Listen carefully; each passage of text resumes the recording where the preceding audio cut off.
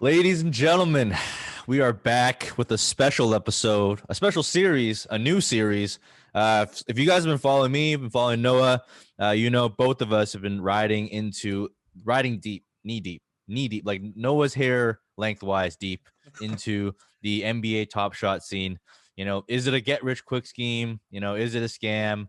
Who the fuck knows? But what I will say is it's a hella good time, and I'm always looking for an edge in the game within a game, and I'm always looking to hustle and make money.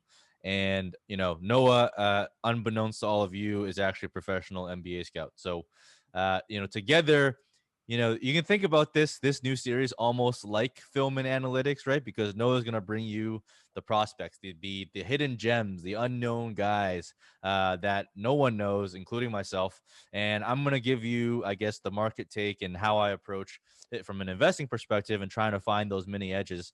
And together, it's kind of like film and analytics here on the NBA Top Shot scene. So, without further ado, I guess before we get started, man, Noah, have you been making money? Because actually, no, I know you've been making money. So let's let the viewers know how much bank that you've been clearing on the NBA Top Shot scene. Man, I feel like J. Cole just dollar in a dream. I put in $50 and unbeknownst to me, these like cool cats packs dropped. I didn't really know what a cool cat pack was, but it was $14. I'm like, all right, I'm putting in 50. It just happens to be available. Let me buy it. I bought it and like I didn't get it, but then they gave it to me afterwards. I'm not even sure if they charged me. All I know is I put in $50. That 14 turned into like almost 300 because in that pack I got a John Collins, which you're guaranteed like a cool cat, and at the time they were going for like 250 a piece. I got an Isaiah Roby with a serial number of like 200, and anything like triple digits, double digits, single digits is going to go for a lot more than like a number 10,000 or like 9,000. So he sold for like 35.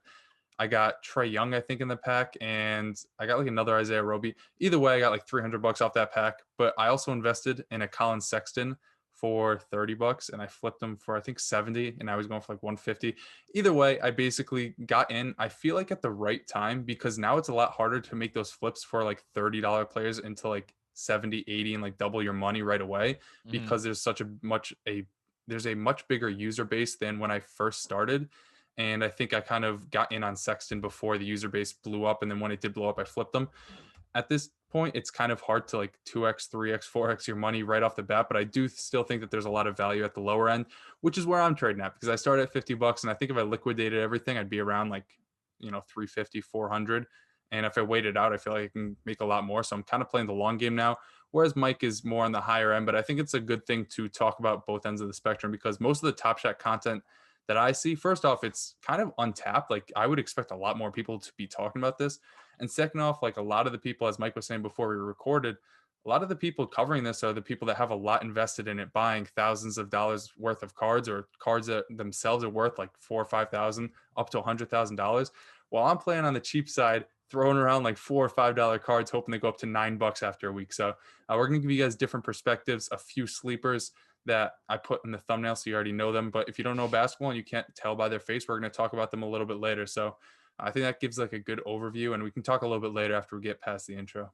Yeah, yeah. Speaking of the intro, man, hit that intro.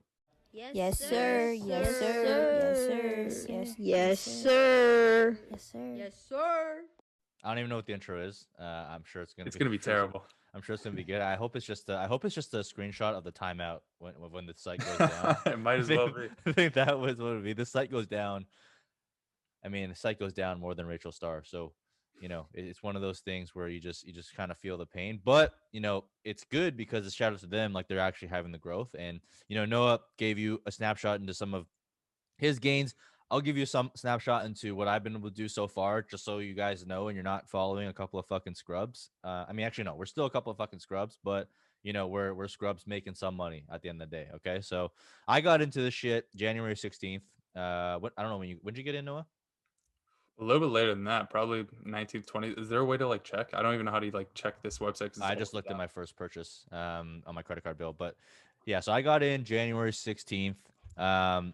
Actually, no, before we do that, I want to give some administrative stuff. I think this is really important. People don't tell you this on Twitter. You just see people like making money, but it's really important to get in early, not just to get in prices, but also because in order to withdraw money from this, you need to establish a long track record of buys and sells because the platform they use to process payments is called Dapper.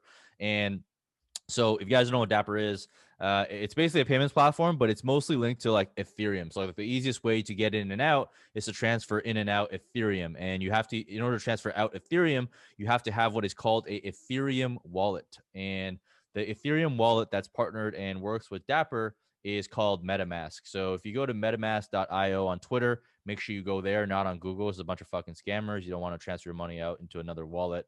But if you go on there, install MetaMask, it's super easy. Make sure you click the link directly from their Twitter profile, right, in order to get the money. And when you're putting money in, it's super easy. Like anything. Like people are going to take money no matter what, right? When you put it in, you swipe your credit card, whatever, you can pay for it. But if you want to play in the higher end, like, 10,000, 20,000, whatever, you're going to have to use Ethereum at the end of the day, right? So make sure you guys kind of get familiar with that and get started early. And the reason why I think this show will be really helpful for you is because like not everyone's gonna be able to afford like to put in $1,000s into this thing, right? So Noah's giving you like the down low on how to make money on those lower end, and as you like flip those things, you will build a transaction profile. Once you verify your identity, then like a few weeks down the line, when you want to withdraw and you want to take it out, let's say you think this is a scam and you want to get out before the NBA season's over, which is kind of what I'm trying to do.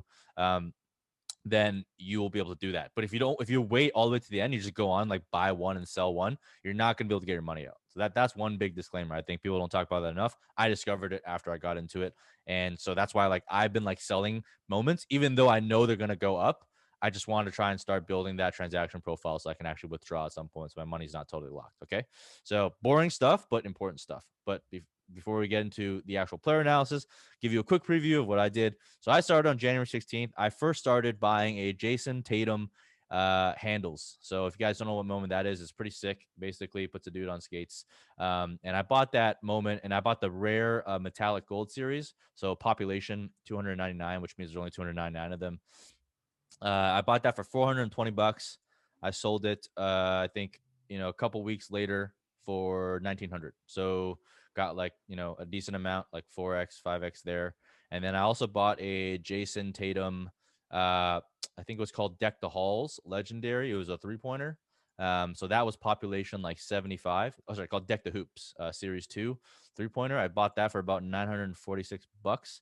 I sold that a couple weeks ago for about 4,500. So a little bit over 4x there. I also think it's important to note like the serial number. I think they call it the mint number. You'll see that like some people have like one of them listed for like 10,000, another one for 4,000. A reason for that is like a huge part of the market. It's all decided by the consumer base, but people are willing to pay a lot of money for the first mint, like the first card in that edition, and also the player's number. So Jason Tatum, actually, he's number 0, so his wouldn't even matter. But like a Jaylen Brown number 7, a LeBron James 23, you name it, like the player's number and also number 1 are going to be a lot higher than basically every other number. As I said with the Isaiah Roby, like although I got like 293 out of like 12,000, it's not a notable number. When there's that many mints, when it goes into like 5 digits, like the 10,000s, people will pay more for a lower serial number. I don't really know why. I kind of understand like the number 1 out of 200 or like the number 7 out of 200 for Jaylen Brown.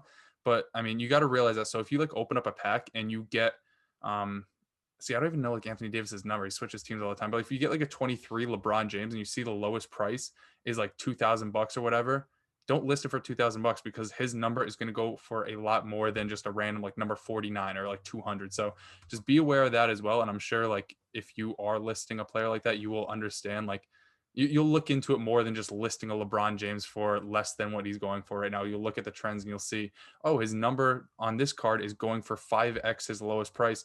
Let me try to mark it up that way as well. Yeah, so the way to think about it is this: like, let's say the card population, the tier that I play in is mostly like the 299 population, like the rare series.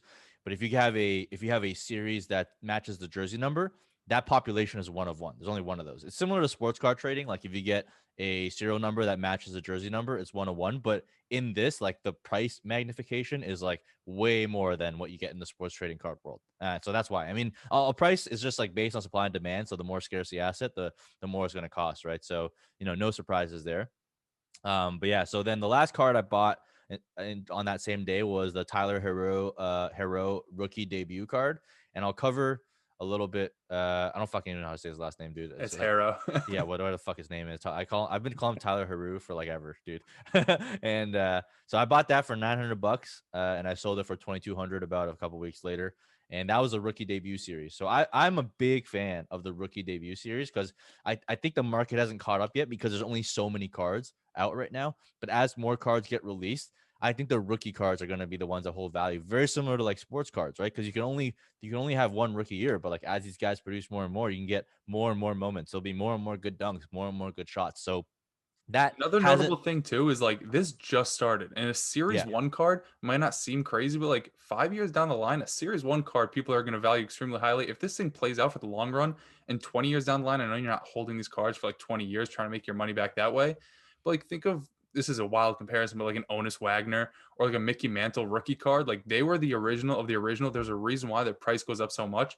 I know they're virtual, and it's not like the same as holding a card that was fucking printed on a piece of cardboard 5,000 years ago, but still a Tyler Harrell rookie card, if he does become like an all-star in the future, if they win a championship, like they made it to the finals last year, if he has another big playoff run, that rookie card, that series one, his like first edition of a card, and it's like a special series, is going to jump in price. And whatever you sold it for, you made a great ROI. And if you want to play the long game, I'm sure you could make like twice or three times the money that Mike made. Not any shade on you, Mike, because he made a fucking crazy return, but like just think of it that way. Like this is literally the first time these cards have ever yeah. come out. And with how many people are like crashing the site, with the user base just continuing to grow, I mean, although it's like out of however many cards, like a card could be out of 12,000.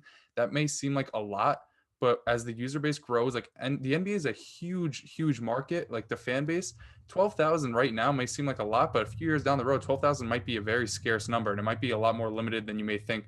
Cards are already going up to like 15,000 plus. So those 12,000 that just got capped, like a Brandon Clarke just got capped, and a few other guys recently got capped, and their prices shot up because of that. A few years down the line, even a few months down the line, they might be, flying off the market because the supply isn't as high as the demand wants for it. So it's going to just continue to fly off the shelves, and the price is going to continue to skyrocket. Yeah, 100%. And those cards that I sold, I made a good return, right? But like they've gone up a lot since I've sold them. So I could have made more, but I wanted to establish that transaction. So the only things left in my portfolio, so I basically reloaded. I got a Trae Young metallic gold series handles from November 2019. So it's not a rookie card, but I'm a big fan of Trae Young. And then I got Zion Williams. So his rookie block. So that's like the most popular moment from his rookie year. I got the rare series of that. I paid about $3,000 for it. And then John Morant, one of my favorite players, rookie of the year last year. I have a ton of his sports trading cards as well, but I bought a John Morant metallic gold series, and it's the dunk. You guys, if you guys watch basketball, you know what dunk I'm talking about. It's the dunk from his rookie year where he basically fucking But posterized on the that guy. Suns, on my boy Yeah. Aaron Baines. Yeah, where he posterized that guy. So I bought that for 4,400, and then I bought that exact same moment, but the rookie debut series, because I do think that these rookie series are the ones that are going to really, really hold value down the line. I bought that one for about $8,000. So I took all my gains and reinvested it back into the market. And, those are probably a couple of ones that I'm willing to hold a little bit more longer term.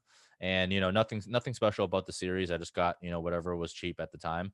But yeah, so that's kind of my portfolio there. Just a snapshot of what I've been able to do. I've bought in a total like 7 cards. I've spent a total of, I guess almost 20K, and I've sold about, 8K's worth. And, those cards that I hold right now have also gone up in value. So, it's a pretty interesting space. And, the thing that's interesting about it for me, having played in both sports cards and NFTs now, is so much easier to transfer. Like when you get a sports cards, man, it's a fucking pain in the ass to transfer. Like you gotta like, first of all, you gotta trust that it's not a freaking scam from someone, right? Then you gotta like, if you get a raw card, you gotta fucking send that shit into PSA. Who the fuck knows how they grade that shit? A bunch of nerds with microscopes, like looking at a card for edges and fucking corners and shit. Who the fuck knows? Nobody knows. And then you gotta wait for them to ship it back, and the wait time right now is like freaking months, right? And then in that time, your player could fucking shit the bed, get injured, get cut. Like a bunch of things can happen. So Yeah, they like canceled the order on eBay, so you no longer have the sale. Like right now, if you were to buy like a Damian Lillard card for $200 and he goes out and he drops 70 or like 65 or something, yeah, you flip him the next day for like 3x profit because people for some reason think that one performance is going to like do something crazy in the long run. yeah, It's a cool moment, but the moment isn't from that game. If you're just playing like based on the player's value because of like game by game outputs, you're going to make money off of that. And as Mike said, with these NFTs where you don't have to get them graded, they're all virtual. So it's not like the corner's fucking chipped or bent or anything. If a guy has a good game, you just list them right after that and you make, twice as much money as you would if you were going to, ship it out, wait 3 months for your card to come back. Some guy with his little binoculars told you that there was a corner missing and you miss out on like hundreds of dollars of profit. I know it's crazy that people are spending this much money on clips you can watch on YouTube, or you can just like hover over the actual moment and watch it yourself. But there's still that sense of ownership there. And to plug other people's podcasts as well, like I think a big part of the reason why we're doing this and why we got into it is a guy like Pete Overzet. He does streams with, I think his name is Jack Settleman. I'm sorry if I got your name wrong, but like they talk about this all the time. It's like a lot of people aren't into it right now because it seems like such an abstract concept. But you think of games like FIFA and Madden, where it's like a 1 year shelf life and people are buying fake cards as well. I mean, this has realistically, if it works out, like in an unlimited shelf life where you don't have to re-up every single year to find the same utility. And I think it's only a matter of time before people realize that and realize how quickly you can make your money back if you invest in these players who do have a good performance. You don't have to wait months to capitalize on that. Yeah, don't be a boomer, right? Because like boomers are the ones that are like, wow, that's stupid. These kids are dumb. Like, don't think like that. Think about it in terms of like, look, I think this is stupid, right? I completely recognize it. I think this is a freaking dumb shit thing, but it doesn't matter what I think. What matters is like what other people think, what masses think, what drives demand. And if you think about the younger generation, I'm older than you, so I'm talking about the younger generation is probably like your generation and even younger than you. Like they fucking live in the digital world, man. Like this is not new, this is not normal. This is not irregular, right? You think back to World of Warcraft, how much money were people dumping into that shit, buying like a fucking magical sword? And outside of NBA Top Shots, there's literally people buying like fox masks, like digital fox masks that they can wear on their fucking character in a fake world because there's like 10 of them and they'll pay like thousands of dollars, right? So like this is not like this is how like the younger generation that have the money, all these people that grew up in like YouTube, TikTok, social media, like where the line between the physical world and the digital world is completely being blurred. And this is how they live. And they,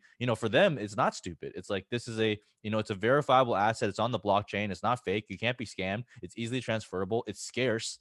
So like all art, which is what drives pretty much all art value, is like scarcity. And same with sports trading cards. Like there's so many good reasons to get into this. And is NBA Top Shot the one that takes over the world? Who the fuck knows, right? It might be someone else they might fail. Their set might crash. They might not have enough money, whatever, blah, blah, blah. They might fail. And from that perspective, is it a risky investment? Absolutely, right? But the outsized returns of this hitting is just worth it for someone like me and someone like Noah. We're like incredibly young, right? If we lose all my money in this, like I mean, it sucks. Yeah, I put right? in $50. Like, obviously, I don't want to be throwing $50 around just like in the garbage.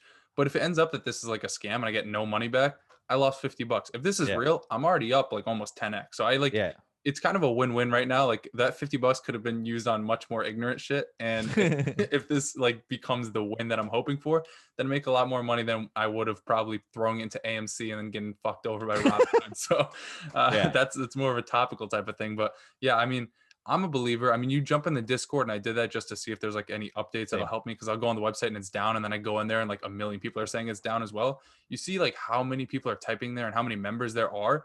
They're pumping it with money into this, and they take taxes on your transactions, so the website makes money. They're selling packs and stuff. They're getting the capital, and as this user base continues to grow, as long as they're not like complete frauds and want to just like scam everybody, I think they'll have more than enough money to keep this running. And it's like still in beta, and there's this many people using it. When it's like fully implemented and everything has quicker turnaround time and not as much, like they have more dedication to the server, so they don't go down a lot. I mean, the sky's really the limit for a company like this. It seems like they're doing something. I'm not like huge into the NFT game, but it seems like they're doing something that not many people, one, understand, or two, are pursuing, when there seems to be a massive like demand for it. Yeah. Looks like the channel's freaking bumping, man. Like it'll tell you about all the top sales, like Jeremy Levine. I think that's the underdog guy, right? At Jerry Levine. I thought you were talking about Zach Levine. I'm like, you're all over the place. No, I'm not sure exactly about that. Whatever. Like someone acquired the serial. So basically that same Zion, that Zion moment that I had, but like the legendary series, someone paid 100K for the series one. So, and like once you start lifting the cap, like you're gonna see like these types of values go up. What I would say though is like, most of us aren't gonna be fucking playing in that game. Like I don't have $100,000 to put in NBA Top Shots.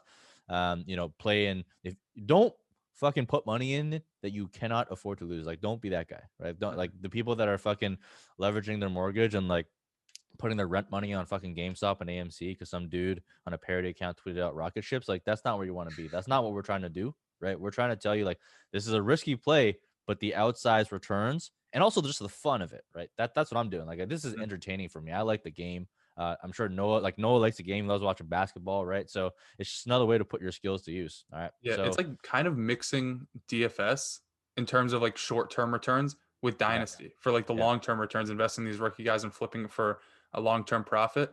So if we want to start getting into like the lower end guys, I mean, you covered most of the top name guys, like obviously Ja Morant, who in his second year is already, I mean, he got injured this year, but he came back. He's still killing it. Zion, these hyped up guys, they're going to continue to produce and continue to raise in value as they cement themselves in the league.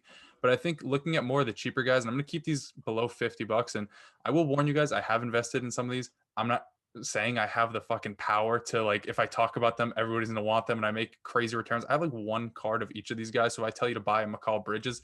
It's not like I'm saying that just so I can raise the price and do a little insider trading. It's because I actually believe, I wouldn't have invested in these guys if I didn't believe that they had a chance to return value. So the first guy, I guess, is Mikal Bridges. He's like a shooting guard, small forward, a swingman for the Phoenix Suns, and it's a Series 1 card. He like does a nice little baseline dunk. It's his first moment on the site. And, he's a young player, and he's part of the Suns team that last year in the bubble went 8-0. They didn't make the playoffs because of whatever the rules were. And although they were like the best team in the bubble, they missed the cut this year. They're 6th in the West right now at 10-8. And, they're a team led by Chris Paul. So he's like a really good leader. He's a little bit older. But then they also have a young core with Ayton and Devin Booker, him, Cam Johnson. Like, they have a really good young core. And I think the leadership that Chris Paul brings to the table, as well as them maybe making the playoffs this year, I think they could maybe make a push in the West. Obviously, if the standings play out this way and they have to play like the Lakers round 1, RIP. But I think they can give a team like the Jazz some trouble, the Nuggets, the Grizzlies, who are all ahead of him right now. And I think if he plays up to his full potential, like a 3-and-D guy, kind of like a very discount Kawhi Leonard, if you get him for like, what is he, like $35-$40 right now, the one that I have, I don't have the numbers up right now because Top Shot is down, unsurprisingly. But for like $35-$40, if he's a long-term hold for you, even past this year when he kind of forms that big three with Ayton and Devin Booker, he's somebody I really like because he's from Villanova. He's a good shooter. He's kind of athletic. He's a good defensive player. I just think he's an all-around really good guy, a really good player who has like potential to win Most Improved Player one of these upcoming years, or just be a big part of a team that can make a run in the playoffs. So that's why I like him. I'm not so sure if he has any cards like higher than what I just mentioned, the Series 1, like the common card, but he's somebody I like. And another guy I like who isn't on the thumbnail, and it might sound fucking ridiculous, but it's Lonzo Ball. And I think it's the same reasons as a LaMelo Ball, but LaMelo Ball is like actually going for a lot and selling for a lot. The Lonzo Ball Series 1 card isn't going for a ton. I think it's a cool moment. It's like a legit full court outlet pass to Jackson Hayes. The reason why I say this is because he's been fucking garbage this year. And he's still going for like $40-$45. Maybe that's me being ignorant, but if he's been that bad and he's maintaining value, all it's going to take are a few games for his price to rise because he is a fan favorite. People want to see him succeed.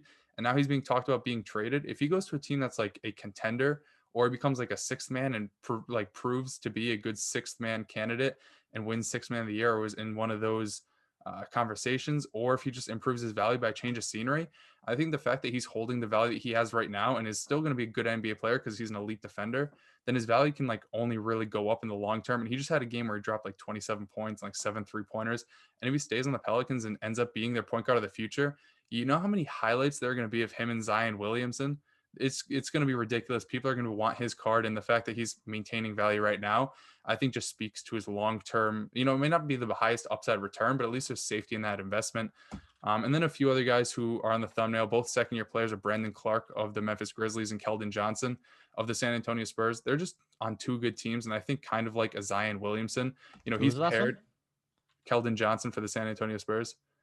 I don't even know who that is. He's a young dude. He's from Kentucky, and he's like a 3 or 4. He plays like the 2 through 4, but kind of like a Zion Williamson. He's obviously nowhere near him. I'm talking about Brandon Clarke, but he does play with Ja Morant. He's fucking crazy athletic, and there's going to be highlights to be had between those two in the future. They're a good young team. He's like the power forward of the future. He's like the modern day big man, can shoot a little bit. Great defender out of Gonzaga. So if they make the playoffs and he has some highlights, I think his moment right now is kind of lame. It's like a little finger roll at the rim, but it was like a late in the game type of highlight. Although the moment isn't all that cool, I think the scarcity of it being capped at 12,000, if he does end up being a guy who threatens like 20 points, 10 boards in the future, because Jonas Valanciunas doesn't really fit the mold of that team, and he can kind of take over as the big man of the future on that squad. I think his upside is there. And then the last one is Keldon Johnson of the San Antonio Spurs. They're becoming a young team. They've always kind of been an old team with like Tim Duncan, Tony Parker, Ginobili, and then like Kawhi Leonard left. And now they have DeMar DeRozan and LaMarcus Aldridge. I feel like with their core being DeJounte Murray and Devin Vassell and Keldon Johnson, all these guys, I mean, DeMar DeRozan, LaMarcus Aldridge aren't long for this team. And the fact that he's averaging, 15 and 7 already, despite sharing the floor with a guy like DeMar DeRozan, who's a pure scorer, and DeJounte Murray, who's a good rebounding point guard, and LaMarcus Aldridge back from injury. I think once those guys are out of the fold, he can realistically be like their top scoring option on this team and can score at all three levels. And I think he's only going for around like 15, $16. And he's also a guy who just got capped. And this moment, actually, I think is a very good one because he kind of dunks on Kawhi Leonard, who is a little bit of a Spurs legend, and Kawhi also has the mask on.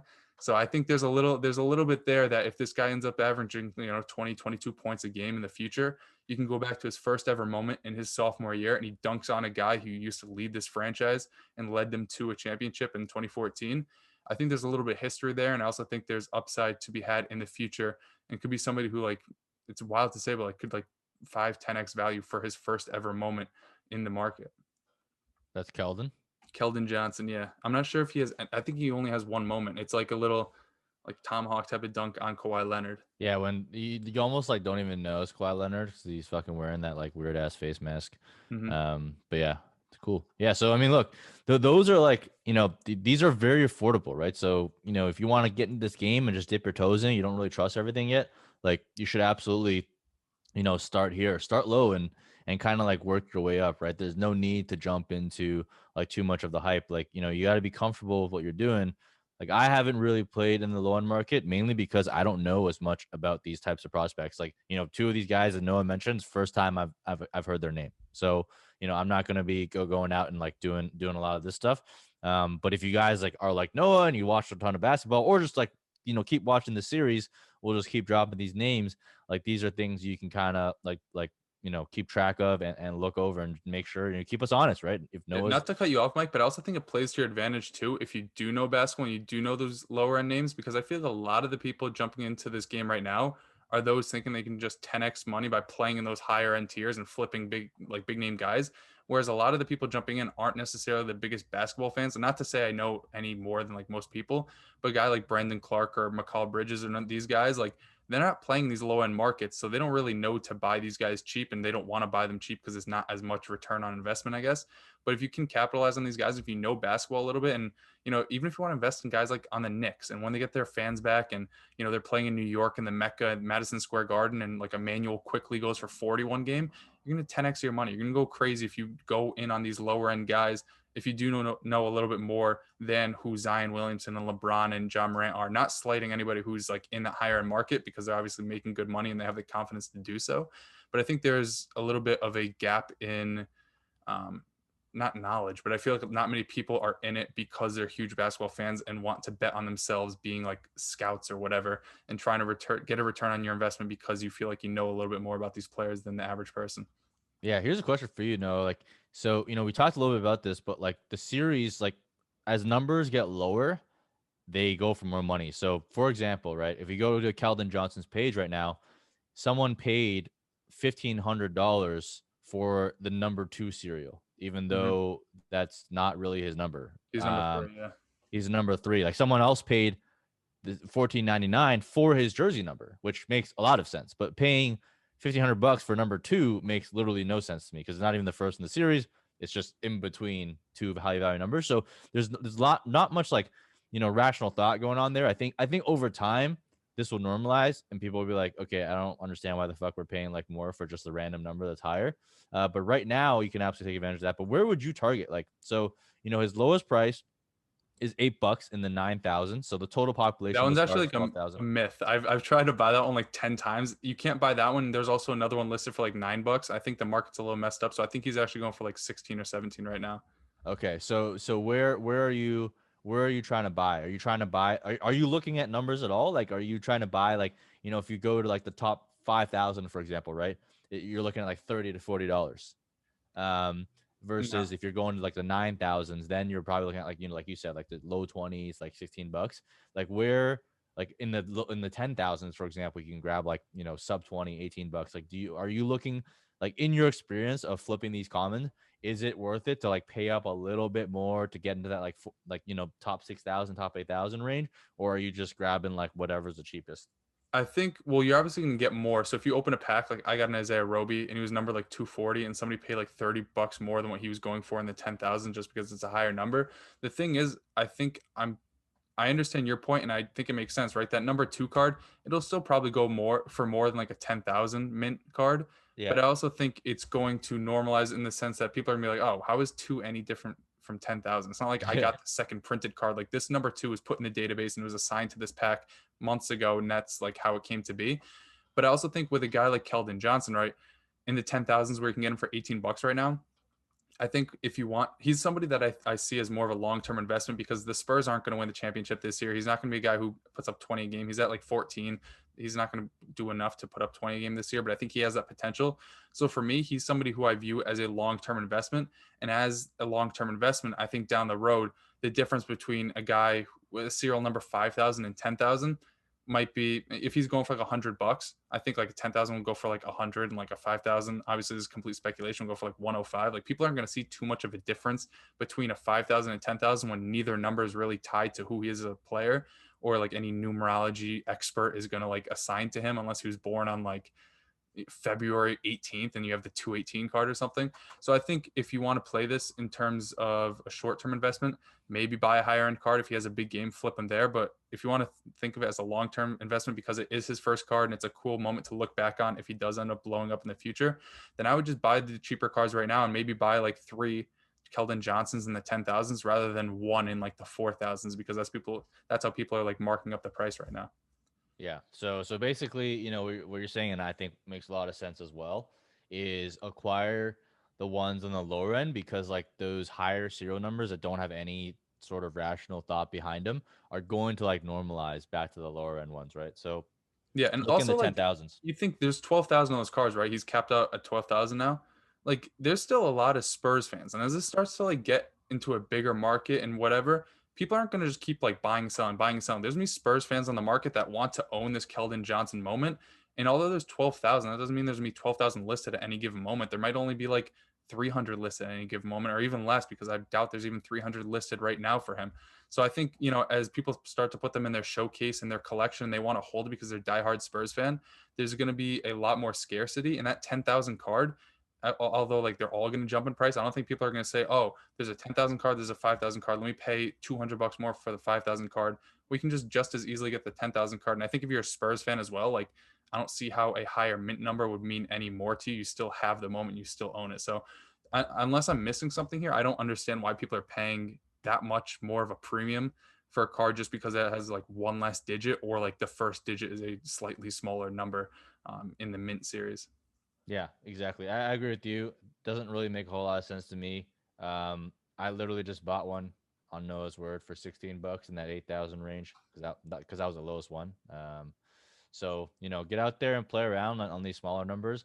So we've covered like the players. I want to get a little bit into the strategy and like how I started approaching this game. So now that that like Noah's like more the players guy, I just approach it more of like from a game theory perspective. Like I know that I don't know for certain, but I have a pretty damn good feeling that John Morant value is going to hold, right? I have a pretty good feeling that Zion Williamson is someone's going to hold. I have a pretty good feeling that Tyler and Jason Tatum, which is the first guy I bought into, like their value is going to hold because they are. You want to know why too, Mike? And not to like shit on you or anything. It's because like people like you who aren't like super into basketball know who they are. Like they're going to maintain value because they're household names already at like super young ages. Exactly. They're young. They're going to be around for a while. I mean, the first basketball investment I ever made was in the sports card trading world. And I like I said, I just went after like some of these top names that I think I can buy and hold that are PSA 10s, hold into the future and rookies. But, I think the real interesting piece in what I call the middle tier, which is like, where you're buying stuff for like, a few hundred to like a couple $1,000s. Define your tiers however you want to, but in the middle tier, what I call the middle tier is like the ones with, maybe like 300 or 500 population max. So like the rare series. And the reason why I find that's interesting is because in the hype season, which is where we are now, you're going to have all the higher end guys that are pumping like the high end moments like crazy. But if you trade a tier down, it's the exact same moment. It's just a slightly more population, right? So, you go from the legendary tier, which is like 50 cards, down to like the rare tier, which is like 300 cards, which is where I'm not cards, sorry, 300 moments, which is where I'm playing. There's a lag between like how those prices move, because what happens is someone sees like a big sale. Someone sees Ja Morant, dunk goes for like, what was it, like 35,000 or 40,000. Jonathan Something Bales, ridiculous. Yeah. who bought that, right? And it was the first in the series. But like people don't understand that. There's like, wow, this card sold for 30,000, but I can't afford 30,000. What am I going to do? I'm going to try and acquire the cheaper version of that, right? And then you see the price of these other series like start lagging behind. So that's how I got in. That's why I got into a lot of these moves. And as I'm tracking this stuff daily, and the prices are there on NBA Top Shot for the most recent purchases. So you can see like where the prices are moving. You can, and the one key piece that I think people don't look at that much is I look at not just the population, but I go and look at the sales and I look at the listings. And you have to look at the listing detail, because there'll be a bunch where people are just listing shit for like $100,000. They'll be like, and part of that is probably them trying to prop up the market a little bit. But I'm looking for ones where it's a decent population, but there aren't that many like reasonably listed prices. So there could be like 20 listings, right? But only 5 of them are like with anything within reason of like what is actually going on in the market. And those are the ones where you'll see a supply constraint and people will start buying and prices will start going up. So that's what I did with Jason Tatum. That's what I did with Tyler Harrow. Yes, sir. Yeah, Harrow. Now Tyler I said how Harrow. you said. Yeah, Tyler Harrow. Yeah. Tyler Harrow, and that's what I did with Zion and John Morant. I'm actually tilted because like the first week that I tried to buy, I actually tried to buy the same John Morant, the same Zion Williamson cards when they were like $1,000 to $2,000, but they wouldn't process it because they couldn't verify my identity. So I lost like thousands of dollars just because they didn't fucking process my payment. But there's still gains to be had there. And I think it's just that arbitrage, right? It's that arbitrage of taking that tier down and finding those types of assets. And another like really easy arbitrage that I can tell you right now is the John Morant dunk that I found. It's the exact same dunk. All right. His rookie debut series is 299 population, and the metallic gold series, which is also rare, is also 299 population. But they're the exact same dunk, the exact same population. But for whatever reason, the John Morant rookie dunk debut series was going for like 8,000, and the Ja Morant metallic gold series with the exact same moment was going for like 4K. So I'm like, okay, this makes zero sense. Same population, same dunk, same everything, same scarcity, same rarity. So I went out and I just bought that other one for like 4K, and now that price is up to like 6K, and that gap has closed. So there's a lot of these types of inefficiencies. If you're like a nerd like me who doesn't really understand the game as much, you can find those types of discrepancies, and you're not going to find those discrepancies in like these sleepers that Noah's giving you, because they're only going to have like one series, right? There's only one common card, there's only one moment. But if you go to the higher end, slightly higher end, or what I call the mid tier, you're going to see a lot of these types of discrepancies. And there's a lot of room to play there, and if you have capital and you're young, you can take some risks. I think there's a lot of money to be made there. And there'll be cards that I buy and hold, and I'm going to start adding some of these common and lower grade cards to my population, just to kind of, as I learned from Noah, to see like which players matter, and I'll start adding some of these guys. But I think there is really a lot of money made in that middle tier if you can afford it. And again, it's a high risk investment. Nothing we're saying here is investment advice. It's purely just our speculation. It's who Noah thinks is good. It's where I think you can play, where I think money can be made. But don't take it as financial advice and come back and cry to me, because I'm not going to care if you lose your money. Like, to be honest with you, is like, because I'm going to lose my money too. Like, Noah said, like, it's not like we don't have power to move the market. We're just a fucking tiny ass channel on YouTube, trying to talk about stuff that we like to talk about. So we're not market movers. So the fact that we're telling you what we're invested in should give you some confidence that, like, one, we're in it with you together, and two, like, we put our money where our mouth is, right? Like, we're not just like fucking out here trying to sell clicks. I'm trying to tell you what I'm doing so that you can get in on the game, and Yeah.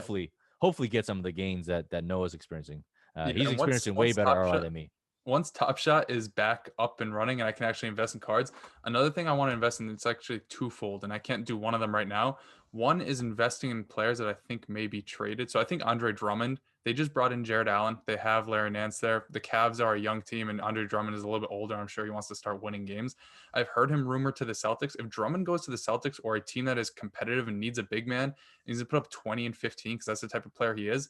I don't even know what he's going for right now. I can't look it up, and I don't have any of his cards, but it's going to shoot up. If they make a long run in the playoffs, that's a big time, like long-term investment.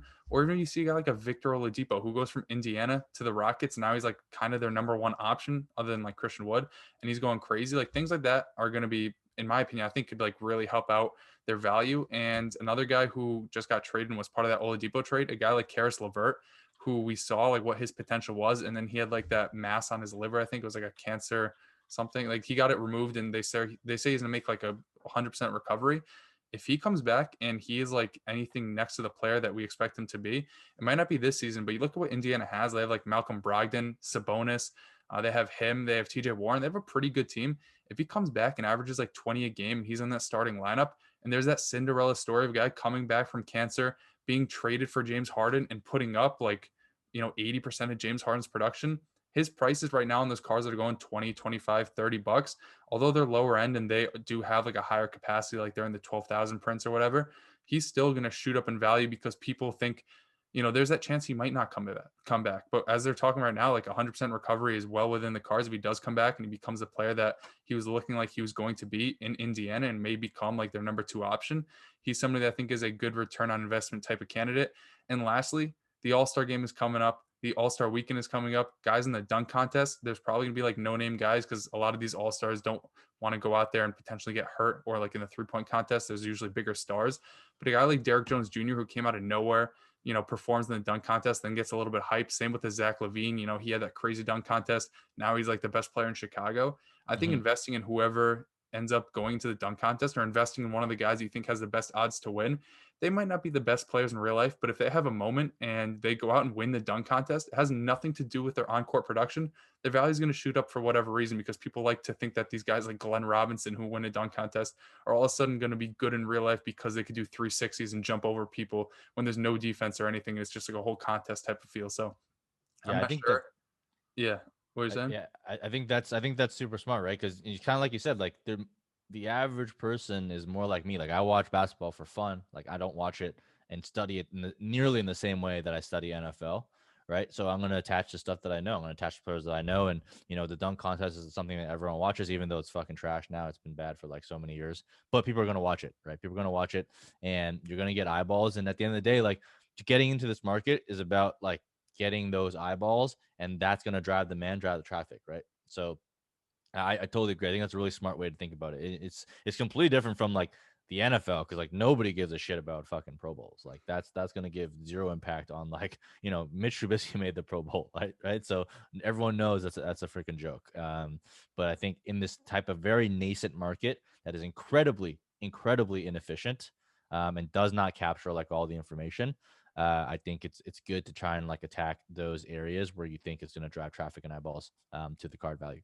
Yeah, and also just like lastly on the Caris Levert point, and also kind of tying in with what you did like Tyler Harrow, guys that are injured and miss like 1 to 2 weeks, like their value doesn't change, but once they come back, it shoots back up. Like Jimmy Butler just had I think 30 last night after being out for a while with COVID. Especially with COVID, these guys will be out for like a few weeks at a time. They come back and shoot up. Like Karl Anthony Towns has been out. When he plays, he's like a lock for 25 and 10. I mean, I'm not playing those higher end type of cards, so I haven't actually been like witnessing the trends. But as you said with Tyler Harrow, and as I can just like only come to expect, even out of these lower end guys, if they're missing a few weeks at a time, people start to forget who they are. And then they shoot up in price when you go back and realize, oh, this guy is averaging a double-double. This guy is a legit all-star type of candidate. And their price hasn't moved because they haven't played, when it's really like a long run type of thing. Not every card's going to be able to be flipped, in 24 hours, 48 hours. So if you kind of look at that landscape and you look at guys that might not be playing right now, but have a realistic chance to return soon and have a good schedule coming up. And nowadays, like in the NBA, everybody's scoring 120 points like a game. So there's never going to be like a lack of opportunity to score those points. I also think that's like a pretty smart way to play it as well. Yeah, 100%. So yeah, look, I think we covered a good amount here. I don't know how long this video is, but we're gonna put A lot out longer than I thought it was gonna be, but I actually enjoyed it. Like we usually don't talk basketball, and I'm probably a little more invested than you, but I had a lot of fun talking about just like thinking about the market and also just like talking about random players. Yeah, these are going to be fun, and we're going to be dropping these every weekend, and we'll probably have like a more short form update just because of how quickly the market moves with our weekly film. So be on the lookout. There's going to be a lot of Top Shot content coming your way, and then eventually when the NFL catches wind of this shit and start putting out their moments, we're going to be knee deep into that too. So this is just getting early in the market. Let us know if you like this. If you guys think it was shit, if you don't want to watch any more of this, Well, we're still gonna put it out because we do what we want, but you can feel free to skip those videos. But yeah, let us know feedback. Tell us about your moments, man. Like what cards have you bought? What gains have you had? What sleepers do you have? And we'll kind of like cover those types of segments and know maybe give some insight. Are your sleepers good? Should you be buying those cards, or are you kind of going after the wrong market? And then if you got questions about how to like process some of this stuff, like some of the administrative stuff, like we'll try and cover that. And I'll just share my experiences as I go. Like I'm not a fucking expert at Yeah, this. neither of us are experts. We'll probably learn more from you guys in the comments. If you're like engaged in this, then you'll learn from us. And I think that'll help both parties because, Mike actually knows like the stock market and like real life type of shit. I kind of watch basketball, and you guys probably, some of you might be heavily invested in the stock market and more invested in basketball than I am. And the diffusion of intelligence and knowledge, both between us and the comments, I think will just help this to pop off and help more people than we may even expect. All right, that's all we got. If you liked it, subscribe, hit the thumbs up, follow Noah, follow me. Hopefully you enjoyed. Again, just comment in the comments, hit us up on Twitter, and yeah, man, just stick with us. There's gonna be a lot of good content. Football, NBA Top Shots. We're gonna hit you with everything, all the good shit, all off season long. Get that shit done, man. That was wild. All right, we'll see you guys later. Peace.